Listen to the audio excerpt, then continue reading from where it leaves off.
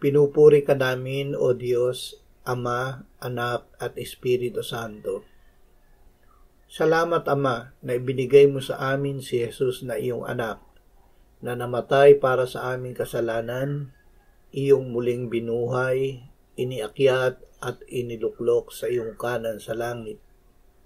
Salamat na ibinigay mo sa amin ang iyong banal na Espiritu at sa pamamagitan niya ay ibinuhos mo ang iyong pag-ibig sa aming puso. Ama, ibinibigay namin sa iyo ang aming puso, ang aming pag-ibig, ang aming buong pagkatao.